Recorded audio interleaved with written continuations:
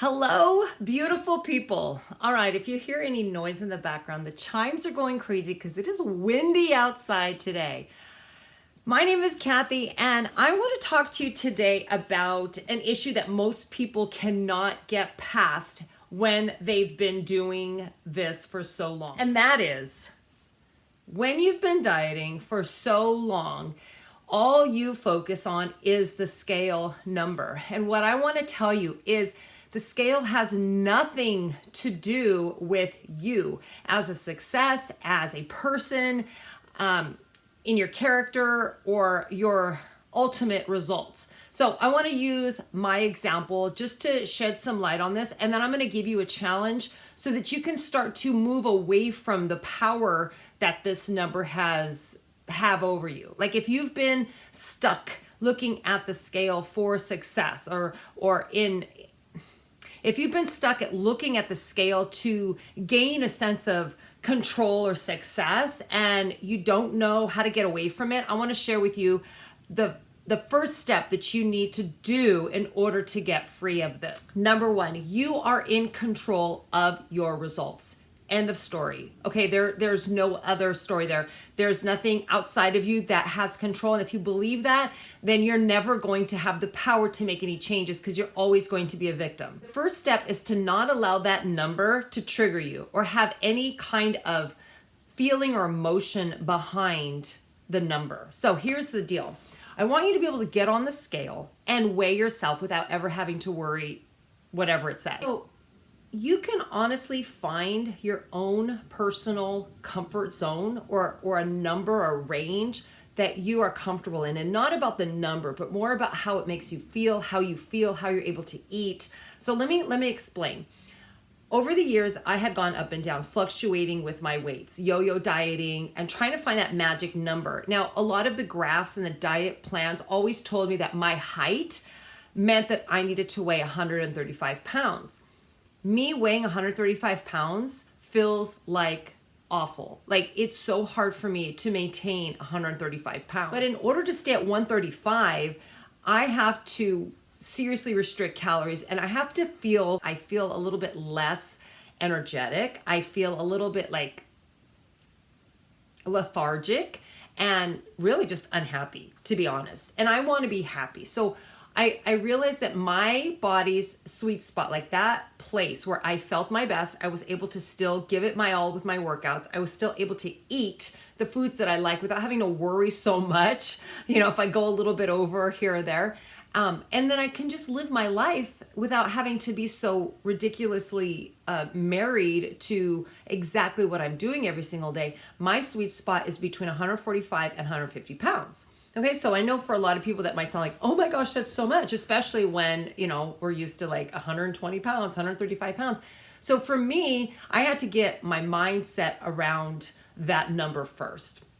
And I just got there. I got to that number, and I got there in a way that made me feel strong, that made me feel lean, that made me feel in control. And I went many years up and down. So it wasn't an easy thing. And I'm not saying it has to be that difficult for you, but it was a very difficult for me, difficult practice for me to get to, because I had to be okay with having a little bit more weight on me, but still lean and then the 145 to 150 again gives me the balance, gives me the freedom of being able to eat the foods that I like, enjoy that, but still feel good. Like I'm in control. And so that has been my sweet spot, 145 to 150. Now, here's my example of what I want to share with you today about the scale, because the scale alone, like when we give it so much power that it defines us, can look like us getting on the scale one day to check the number and then all of a sudden flying off the handle because it is way higher than it should be. And then we think, oh my gosh, now I'm a failure. So the scale doesn't always mean that's where your weight is. And let me explain. 145 to 150 is my sweet spot. Okay. So I got on the scale last week. Got on the scale last week and it showed 159.9. Seriously. And I'm not usually at 159.9 anymore. I haven't been there for a long, long time. So if I had been able to be triggered, like if I didn't have this already in my head, that has nothing to do with my weight, that's a lot of other things in play. Because number one, it depends on, your stress levels, your hormone levels, what you ate in the previous past couple days, if you're bloated, whatever. Like, there's so many variables that could be, how much I'm working out. Like, there's so many variables that will relate with that number on the scale. So me looking at that number at 159.9, thinking, that's interesting. I want you to get to that point of like, that's an interesting, okay, cool. That's the number that it's showing today. It has nothing to do with my current state of where I'm at. Like, I'm still going to do the things that I'm going to do. I'm not going to revert like I used to like, holy cow, what the heck is going on? I'm not eating anything for the rest of the day.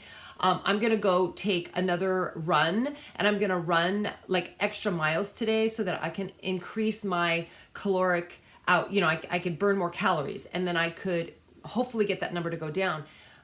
I moved my emotions away from it. And it's now to the point where like, oh, that's interesting.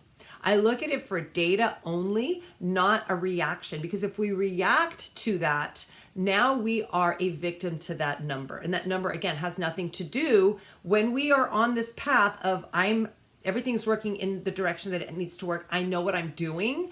I know that I'm listening to my body and the things that I've done throughout my life, the things that I've learned, and I'm moving through this, and I might be still learning, and that's okay. So that number still can't define us. Like, we have to let that number go. And I'm going to show you how you can do this. I'm actually going to tell you what you can do to start to move away from the emotions of that number. So anyway, 159.9, I was like, it's interesting. So the next day, again, I weighed myself. 159.9, same number, right? And I could be like, oh, maybe my scale's broken. Oh, maybe this is wrong. Oh, maybe I'm wearing too heavy clothes. Oh, whatever. Like, I could sit there and judge myself, or I could just look at it like, that's interesting. And I did. And lo and behold, like the next day, like this was last week. And I know I say this was last week. Okay, 159.9. I didn't react. I just did the normal stuff. I didn't overdo anything. I just did the stuff that I'm doing, right? And so I weighed myself, I think a couple days later, and then I was 157 and then 155. I weighed myself today, a week later, I'm 151. Now, did my body lose 8 pounds in 1 week? No. There's no possible way. Like, what do they tell us? They tell us we can lose, 500 if we focus on eliminating 500 calories a day, that's over the course of a week, that's 3,500 calories down. That is a pound, right? So can I eliminate that many calories and do that much more exercise? I didn't, by the way. I guess I can if I wanted to like really play around with it, but is that healthy and is that sustainable? No. And I think that's where we get into the game of maybe I can play this game and maybe I can manipulate that number by what I'm doing and what I'm not doing. And that is so crazily just first of all, it doesn't work. It might once in a while work, maybe, but then it's not something we can continue on, and it's really not good for us at all, because now we're not even living our life. We're just playing this game.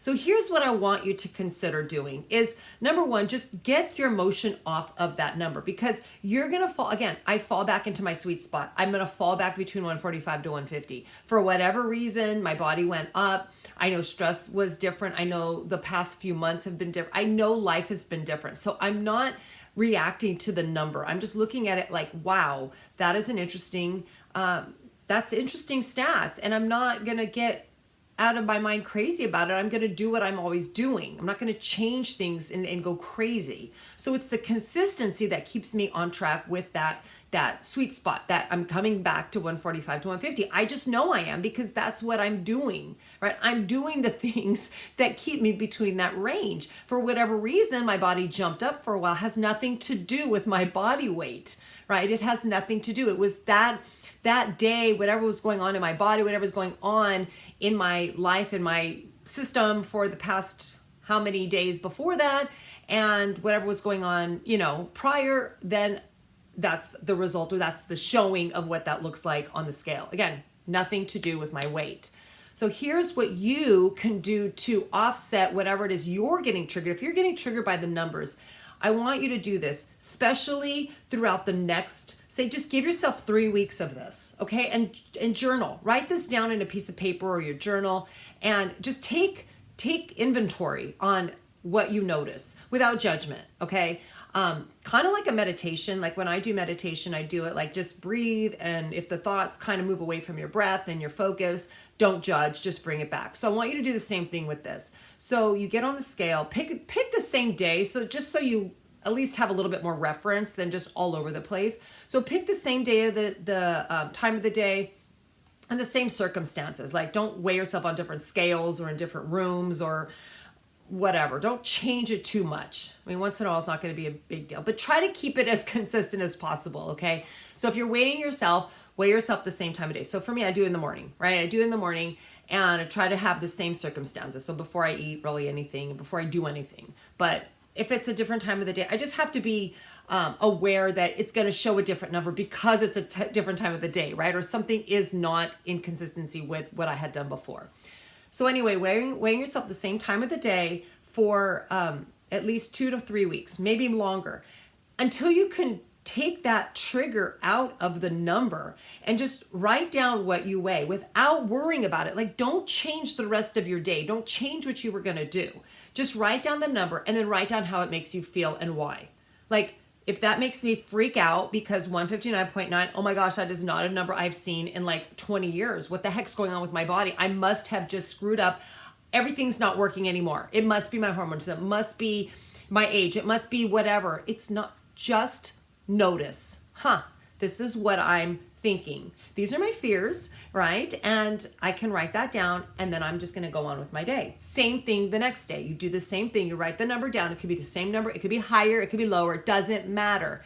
The point is just to get okay with the number that you see without judgment. It has nothing to do with you, right? The minute you could take yourself away from the emotion, the more power you have now to take care of yourself in the way that feels good for you, because you know, like you've already been around, you know what foods are healthy for your body, you know what foods make you feel your best, you know what feels like to be too hungry or what it feels like to be too full, right? Or what it feels like to be satisfied. And if you don't know, then it's about time that we focused on that, right? Wouldn't you say? Like, what is it to feel like? Not, I need to eat this many calories for breakfast and this lunch, and then how many hours I need to eat later. When I get hungry, I'll eat. What sounds good to eat? What do I have on hand? What do I have? Okay, I'm going to eat this. And then I will notice what that feels like. Like we have to be more okay with understanding that we can make choices without following somebody's rules. They're not incorrect. We are not incorrect. We can just figure out what feels right. And once we can move away from the trigger of the scale, now we can really put all of our efforts into what feels right. I have a client that recently, especially throughout the holidays, we did a challenge where it was an 8-week eat. You can eat whatever you want on the holidays, but throughout the week you had to eat only vegetables and protein. Okay. And this concept works. Like it's been known to work. It's scientifically proven to work. Okay. So that you can, most of the time you are eating proteins and vegetables, right? And then 2 days a week, like 5 days a week. And then 2 days of the week, you can just eat whatever. Like you don't have to worry. And this works. Like we've done it before. It's worked. It's a study. I've followed other professionals who have done it and it's worked. But it also cannot work. And why can it not work is because it can trigger something in us. It can trigger responses, emotions. It can make us sick. It could just not be something that's working for us. So I had a client that it didn't work for her in the past, and she's done things to this nature before, and she's very, very vigilant. When she sets herself up for something, she sticks with it. So she was very good with it, and until she wasn't. And when she wasn't, she was like, I can't do this. Her weight started to creep up. She felt bad, right? All signs that it's not working for her. Doesn't mean she's a failure. Doesn't mean it doesn't work. It just doesn't work for her at that time, right? Right then and there, it wasn't working. So that means abort mission. Like figure out what feels right. So now that we've been talking more about this, like just figure out what feels right. She's now seen the scale drop again. She's feeling happier again. She's feeling better again. She's not having all the issues in her gut and feeling like, ugh, I don't like this. All of that negativity only leads us in the way of associating that goal, what we're working on, in a feeling bad, right? So she was associating, losing weight through the holidays, but feeling bad because I have to feel bad in order to get the result. And yet I'm not getting the result. So something is really wrong. Maybe it's me. And that's not true. We have to look at it like, something else is, showing me that this is not working. And I have to be okay with that. I can't get triggered by that. I can't think like I'm the problem because my body is not making a mistake. There's something else going on, and I have to be willing to be able to move through that, right? So when you feel tired, is it your fault?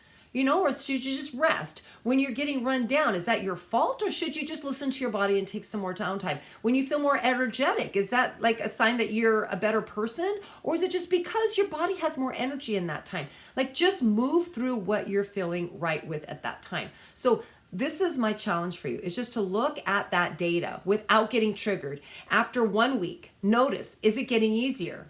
Right? Am I able to still weigh myself without getting triggered? And I don't care if the number is moving. It probably is moving. It's going up or down, and it's going to continue to move. It's not going to stay stagnant.